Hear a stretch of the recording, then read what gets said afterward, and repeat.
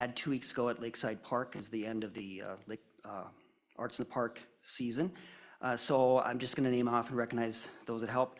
These members here are part of our Parks and Recreation Commission: Karen Moorhead, Sue Herdina, Melissa Lundmark, and Tim Gary. And then members of our beautification group: Susan Young, Judy Hontosh, Jerry Danager, Kathy Moorhead, Dee Dee Lickscheidel, and Lucy Schwartz. So we appreciate that help. It was a great evening, always a fun night. I think it was 1,100 ears of corn, right, Dave, that was given out. So just a great time. So if anyone is willing to make a motion on this resolution. So moved. We have a motion, a second. Second. Any further discussion? All in favor? Aye. Opposed? Motion carries. The next resolution is accepting donations to the Veterans Memorial. We had a groundbreaking on Thursday for the Veterans Memorial project down at Lakeside Park. Had a great turnout. We had Senator Housley there and another senator, which I fail to remember that person's name, that was very vital, that was present as well as Bob Detmer, who was very instrumental in this project and getting state funding. So we thank all of them for attending. And I would like to thank the following businesses for the recent donation. Now, this is just a group of many that have donated since the beginning of this project. So this group that we're recognizing this evening is Winnick Supply, Morgan Stanley, Mary Duplessis Cheetah, Paul Richard Ashback, Culvers of Forest Lake, Jim Cluck, Tomco Carpet, Marilyn Saunders, Connexus Energy, the Lions Club, Grand Casino Hinckley, the American Legion Auxiliary, Gary and Evelyn Lee, the Muskie Company Foundation, Whittis Smith Noting and Associates. We appreciate these donations. Again, the project has got started here. Looking forward to completion later next year. And with that, I would be open to anyone make a nomination or to vote for what am I saying? A motion for this. I'll make a motion to approve resolution number 0908-2502, a resolution thanking groups, businesses, and the general public for their donations towards the Veterans Memorial Project. All right. Motions are second. I'll second it. Any further discussion? All in favor? Aye. Opposed? Motion carries. Next item is open forum. This is an opportunity for anyone to speak about any city issue related to the city. You have up to 3 minutes to speak. Please give us your name and address as you approach. It doesn't look like there's anyone here this evening. So we will go on to a consent agenda. We have an agenda in front of us. Council, is anyone interested in making a motion to approve tonight's consent agenda? Make a motion to approve the agenda items A through D. E or E?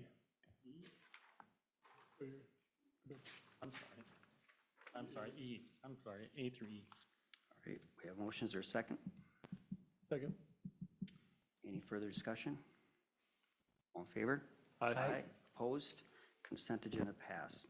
Our first item, 8A, Hidden Creek addition amendment request.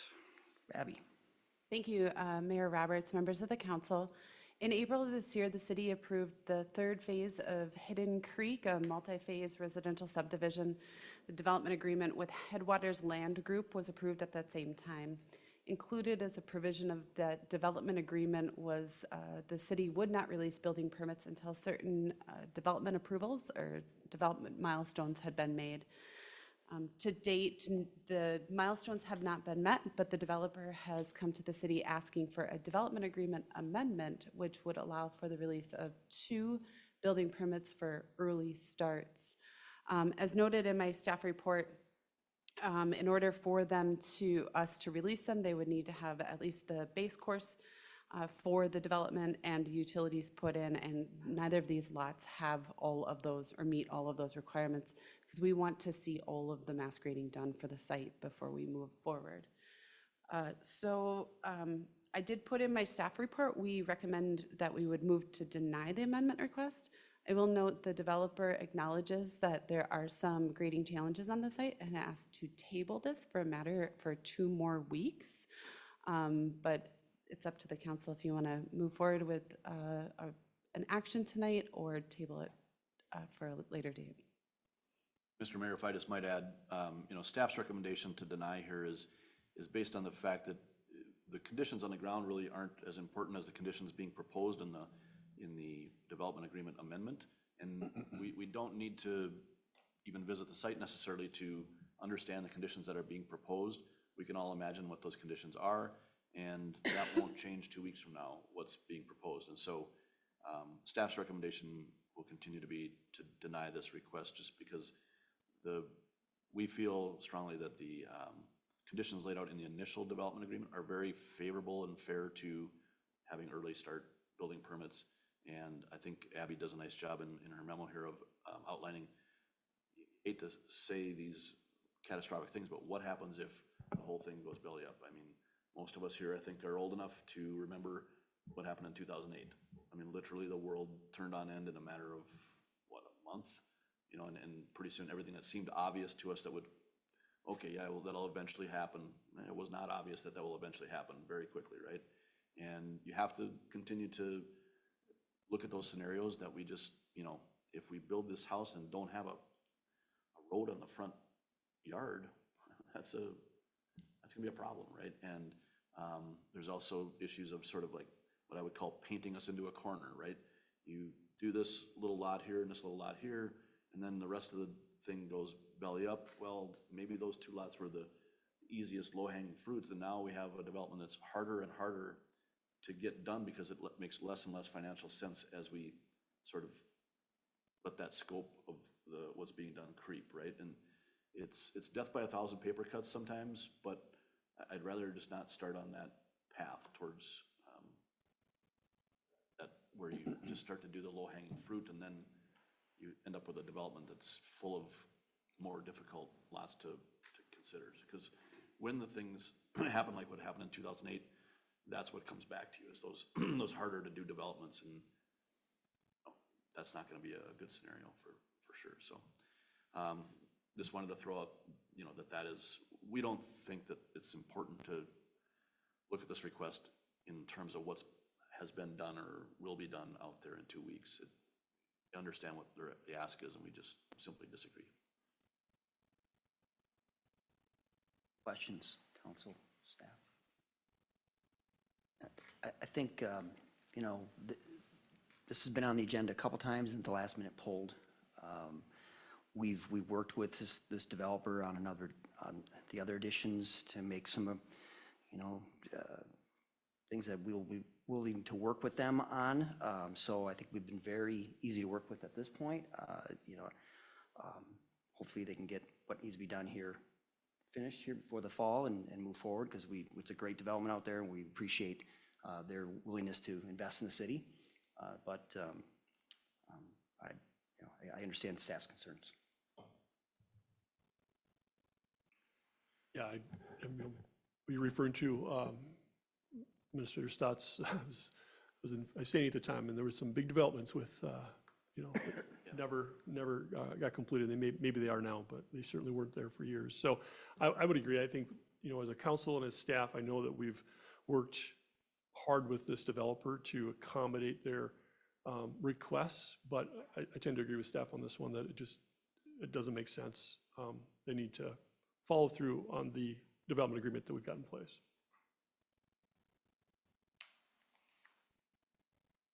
Anyone want to make a motion? I make a motion to move to deny the amendment request. A motion, is there a second? I'll second it. Any further discussion? All in favor?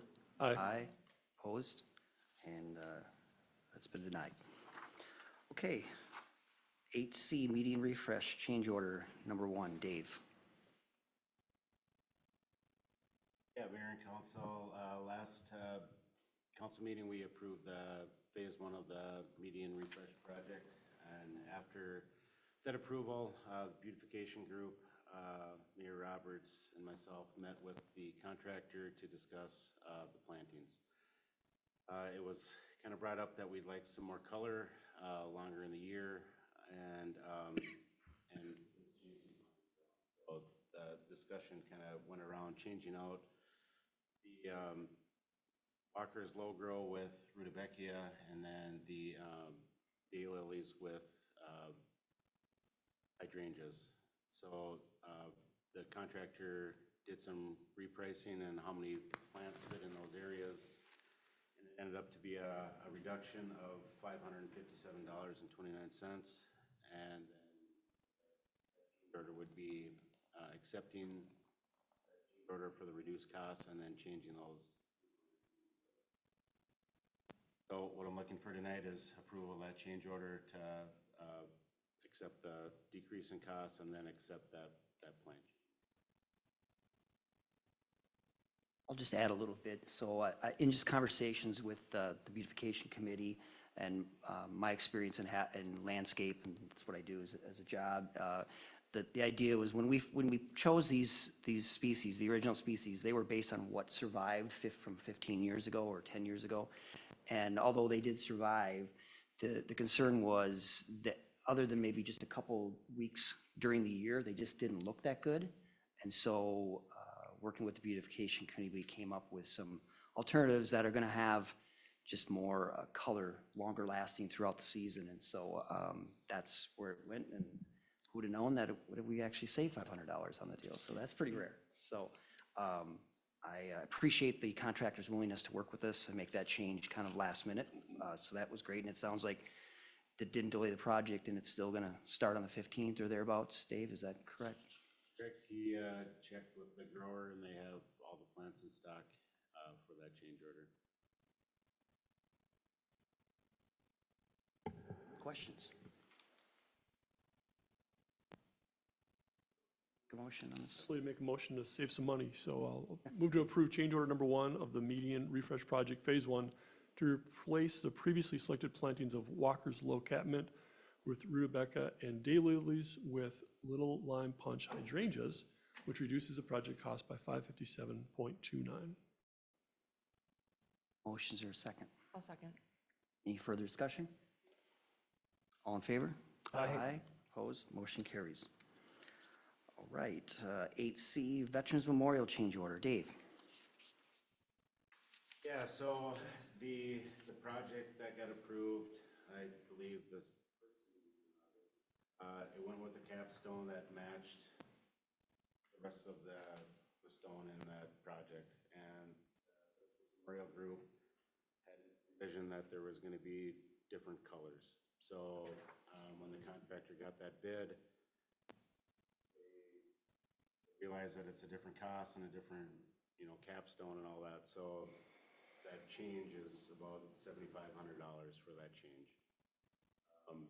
Kyle met with the group, and they're pretty strongly favored that they wanted to have that different colored capstone. So that's why we're here tonight.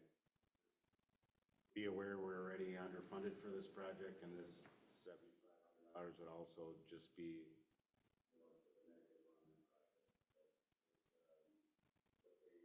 vision for that project, and we're just here to approve that change in the capstone or go with the one that was spec'd inside the project.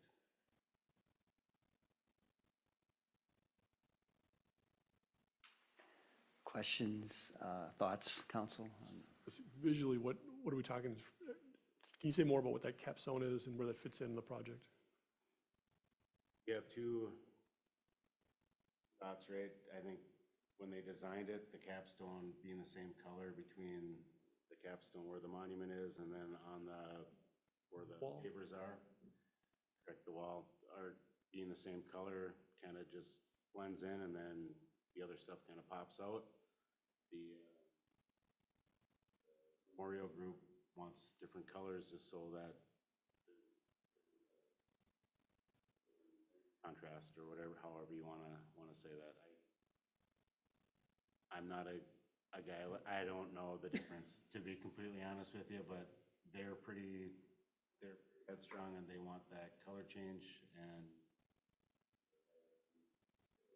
it's an expense that they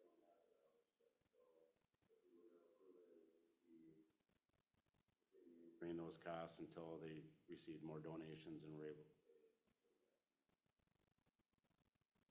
Is that what they're doing? Are they doing any fundraising or anything like that for this at all, or?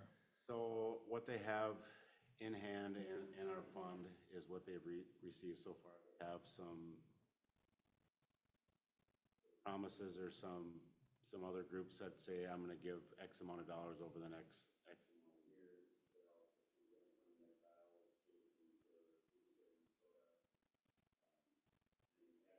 Point, they don't have the dollars to put that bronze memorial in there. I mean, it'll be.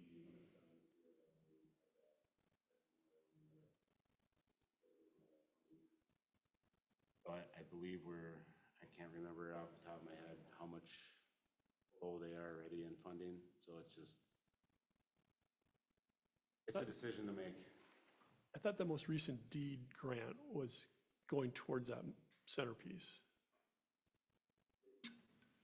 We have two grants right now, one for 90,000 and one for 250,000, and the project itself is about 800 some thousand. Oh, it was about 300,000, and now it's just crept up. It's just kind of project. So this portion that they're asking for, this will be completed this fall? Correct. So the contractor would have to order that and then place that capstone this fall. Plan would be, or the overall project is to get everything done this fall except for the memorial.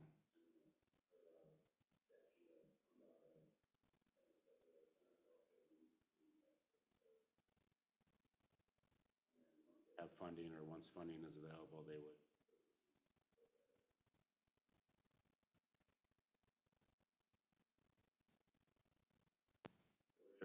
Somebody from the memorial crew was here tonight because like I said, I don't understand colors.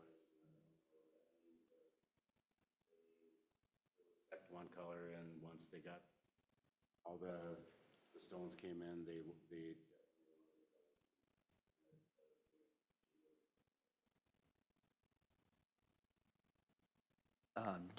Since we broke some ground on the replacing pipe, do we have until the next meeting for them to come present this, or to talk a little bit more in detail or not? I think the problem is that there's so many things that are back ordered already. I think some of the stone they already ordered was 12 weeks away, and that'll be getting or glue stuff on to that.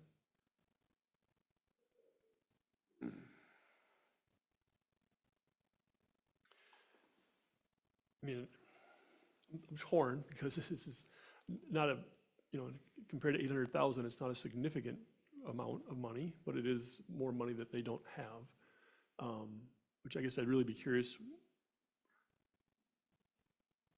how they plan to cover that.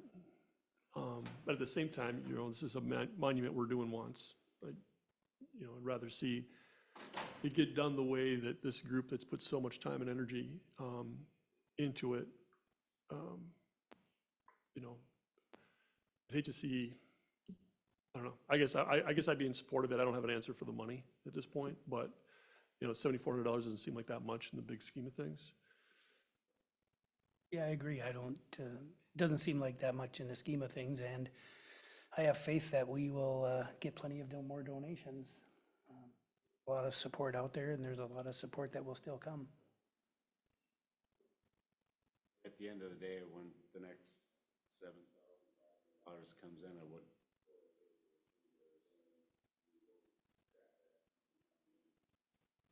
More or less, if the city wants to basically. Money isn't in that memorial. Like we approved that one, and that. Go forward with the project, we just kind of. Project until more. So if they feel strongly, I don't think it's a bad idea. I think it's more or less, the council has to be aware that they're putting up these dollars for that group.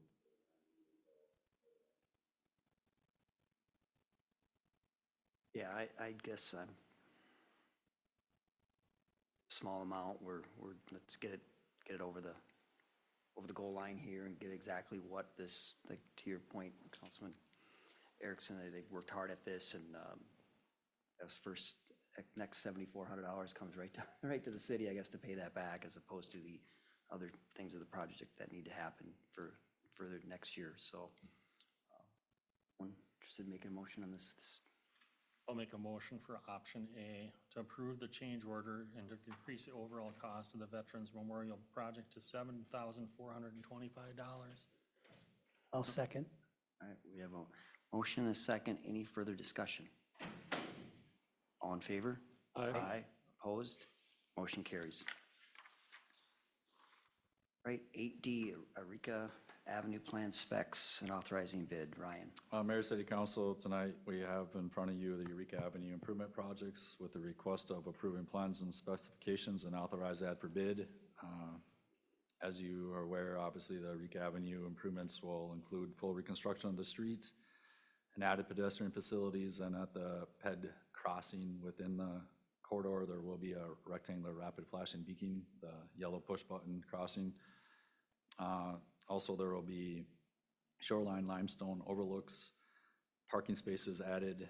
So with a combination of Rice Creek, City of Forest Lake, and DNR, there's other contributing factors into the project that are providing financing for the DNR overlooks and parking spaces along that corridor. The anticipated schedule for the project is as laid out in the memo. The schedule is dependent upon finalizing the roadway easement acquisition from the DNR for the portion of that roadway and the DNR property, where we're still waiting to obtain that easement and utility license agreement. Last coordination we've had with the state DNR is they anticipated something in October to get that from the DNR easement federal funding review completed. And then also with state aid review, we're expecting that approval next week, but then would move forward with bidding the project and the possible award at the October 13th meeting, obviously dependent on where we are with the DNR easement. So tonight we bring forward to keep the project moving in efforts to get the surcharge placed that upon award, and that'd be October, November work, and then we'd let that sit for 9 months. Heavy construction would start in 2026. We do have the specifications on the contract set up that the final wear course would be placed in 2027. With the tight construction schedule, we'd be placed within 26. And just making sure that if there's anything that needs to be dealt with prior to placing the wear course, we have good weather come early spring of 27 before we place the wear course. So tonight, we're here to have the City Council approve plans and specs and authorize that for bid for the Eureka Avenue Improvement Project. Thank you, Ryan. Council. Mr. Mayor, I could just add quickly, notably, there's not any lighting associated with this project this time. I think Ryan and I discussed that, and we think it's okay to move forward without that element of the project here right now, and we'll add that in as appropriate later. We'll be bringing that back to you at the next work session, but we have a need to move this forward and keep the project schedule on. As you can see, it's gonna be tight just to get the surcharge on. Obviously, they can do that into the winter season a little bit, but another month even delay could really be a problem. We would not want to be in a situation having to place surcharge material on frozen ground. And I know there's also a lot of question, I think, in the community, rightly so, about is it the right timing to do this project in 2026 versus maybe 2027, where we're gonna have 97 will be shut down again, in the summer of 26 at the same time this would be shut down. But I feel strongly that we should be bidding this out, testing the bidding climate, and making sure we can get this project done. With inflation the way it's been and the volatility of the markets, it'd be risky to just say we're punting this whole thing to 27 and then hope we can, remember, we have a fixed amount of money that we can use to pay for this project. And right now, if Ryan's estimates are okay and when the market hasn't gone too crazy on us, we can do this project with really very little, if any, city dollars into it. Pushing this out a year risks us not being able to do that without city funds. And so it's a lot more nuanced than the public might want to digest sometimes when they get to the exit and they go, I can't go anywhere, this makes me mad. But there are reasons we're doing it this way and want to put it out there. So if the bids come back and aren't real great, you know, we'll have a different conversation, but I do want to just, minor correction there, just because some of this was a lot moving in progress. With the estimate right now, there is anticipated it would require city funding because of the Great River Energy power line relocation, where they originally gave us an estimate of $150,000 in April 2024. Well, then when they actually went and put the agreement for us to execute together, they came back at $378,000. But then we argued that a little bit, and then they sent a revised agreement, and now we're standing at $307,000. So that's something that's went a different direction than our original conversations with them. So I just want to bring that up, that specifically right there. So we would still have to work through that agreement too. Questions, thoughts, council? Yeah, I mean, timing of it's tough, but I agree. I think we need to move forward with it. I use that road, you know, pretty regularly these days, as many in Forest Lake are. But it's going to be just a tough summer. And if we wait another year and those numbers keep crawling up, it's going to be some unhappy people about that as well. So I guess I'd be in favor of moving forward with the approval of the plans and specs. So do we, I don't know, question for you both, either Mark or Ryan. I mean, we tied, let's say we tied this. I am a bit concerned about construction next year. I really, really am. I think that what's the biggest challenge that we're going to have, as we did early on when we shut down 97, was all that traffic that went Hornsby to the south and Elmcrest and all that.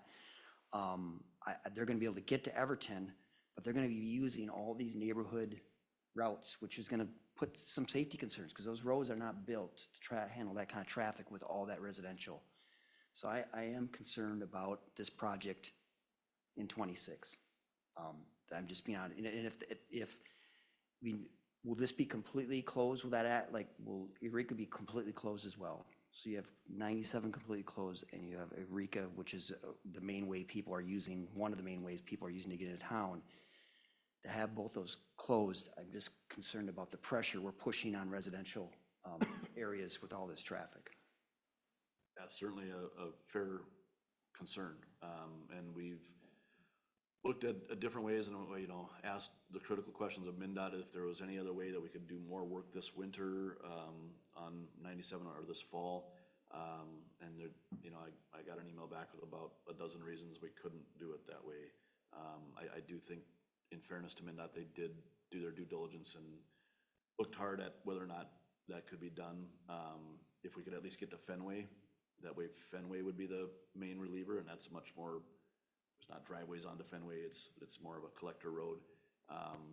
But yeah, it just doesn't look like that's gonna be in play here.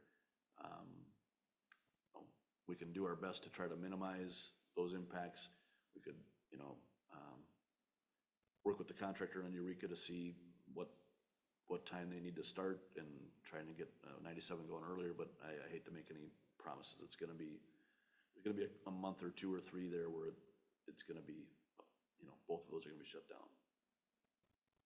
Mayor, City Council, I think one thing to think about too is when we did, the detour went live for the Highway 97 project, the first week of the project is when all that traffic was taking the gravel roads and around, right? And that's probably gonna happen that first week, but week 2, week 3, the traffic that's going down the residential neighborhoods, if they're not going there because they live there or have a reason to go that particular area, they're gonna learn that this wasn't the way to go. And then they're gonna go find their other alternative route, which is probably gonna be Broadway, right? My concern, if we wait till 2027 to start this project, you got County Road 32. And if you drive that right now and you see how much traffic 32's taken, where were they really gonna go then, until we're out of there? With the surcharge being 9 months, you're really not getting into RECA until end of July, first week of August. So they're gonna have a substantial head start on us. They're gonna be able to start in May, whenever load restrictions are pulled. They should be able to get, you would think, through Fenway, right? I can't guarantee you that, but they should have some substantial headway on Highway 97 than they did this year, because we didn't start till second week or third week in June of the season, right? And that was the area they had the deep excavation and the muck, and that's why things are where they're at right now. They don't have that type of situation on the east side of the project, so that's just some more things to think about. Will Eureka Avenue last another summer? I just drove it again tonight, and I don't want to know what that road's gonna look like after this winter. Like, we might be out there anyways doing something, whether we like it or not. Maybe it's just emergency overlay or something, but longer you wait with that, there's more other things that are gonna compound. Obviously, costs aren't gonna go down, so those are just other things to think about in the big picture of everything else that's gonna happen in and around Eureka Avenue between now and 2028.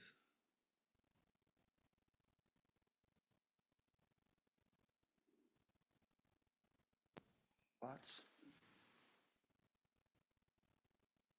So, so again, I guess the question is, we can authorize this, but we're not 100% committing ourselves to do something in '26, is that correct? And at this point, it doesn't cost us anything really substantial to get the bid, right? See what it's telling us about the market.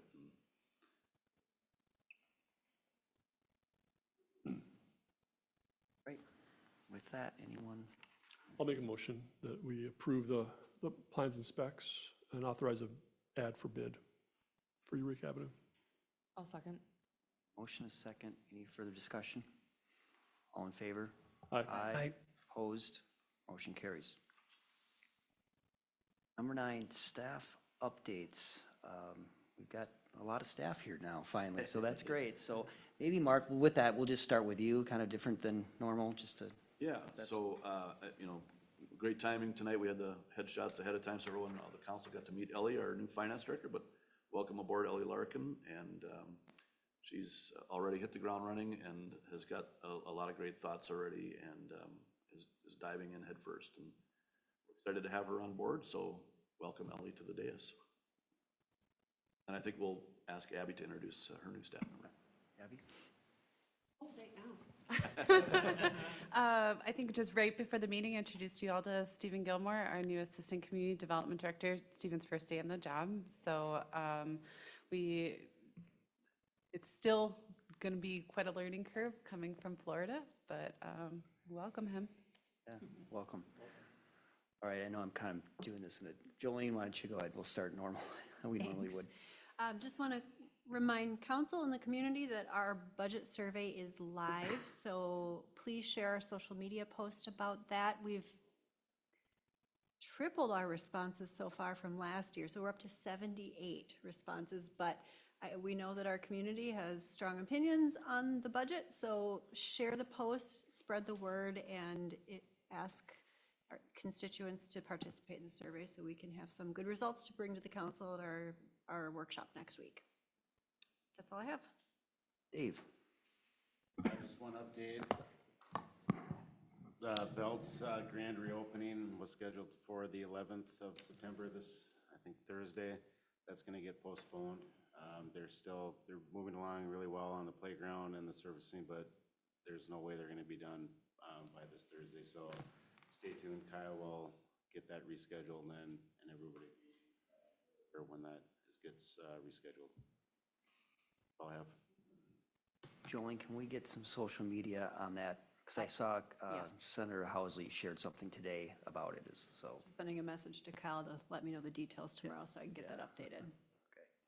Anything else, Abby, tonight? Just a couple things. We do have still 2 vacancies, one in the community development, our planner position, and then also the building official position in Building Inspections Division, active ongoing application submittal processes to garner cast a wider net with our candidate pool. I will be meeting with Butcheline and Wendy, our new HR generalist, later this week to kind of talk about maybe other strategies we can employ in both of those recruitments. Also, it's kind of our, I think maybe you mentioned this the last time, it's our kind of our push season of development. And so everybody's starting to fight weather. Currently, right now, we have 4 or 5 active residential plats and 1 commercial plat. Planning Commission does have a meeting this week. And then we have full meetings in October as well. So you're going to start to see some things coming forward before you. With quite a number of developments that still want to get dirt moving this year. I think there's some that think that they might get some building permits even. That's still, the jury's still out on that, but definitely are going to have quite a bit of dirt moving around yet this fall in Forest Lake. So happy to answer any questions if you have any. So, great. And welcome, Stephen. And Newman. One update. On Saturday, approximately 1,500 hours, Forest Lake Fire was called for a structure fire out down 235th on Hunters Hill. When crews arrived, they had a fully involved garage fire moving into the structure. Mutual aid was called in from Scandia, Hugo, Wyoming, Lindstrom, and Chisago City. Took about approximately 3 hours to bring the fire under control. There were no injuries and equipment ran great at that fire. Great. Thank you to those other agencies for their help. Ryan, anything else? Mayor, City Council, no further updates unless you have any questions. Ellie, welcome. No updates from finance, just excited to do more budget talk next session. Great. Amanda, No updates. anything else? Mark? Just a reminder, or let the public know that we're looking at October 25th, Saturday. It's a save the date right now. I still got a few more pieces to make sure that we can get a venue, perhaps a consultant to agree to that date, but it looks like that's lining up for staff and council. So I want everyone to put a block on their calendar for Saturday, October 25 for our council retreat. Member Wheeler? No updates. Councilmember Lento? No updates. Member Larson? As Abby said, just a reminder that Wednesday, we do have a planning commission meeting starting at 6 o'clock. Member Erickson? Just one of a personal nature. Last Sunday, I was blessed to become a grandpa for the first time. So Lachlan, yeah, thank you. Lachlan Aaron Erickson was born at 11:40, coming in at 11 pounds, 2 ounces. So, yeah, yep, he's a healthy one. So, thank you. Don't really have anything other than I mentioned earlier, the groundbreaking at the Vets Memorial was a great event, and looking forward to that project to get kicked off. So, anything else? And looking for a motion to adjourn. So moved. I'll second. Second, any further discussion? All in favor? Aye. Aye. Aye, motion carries. We're adjourned.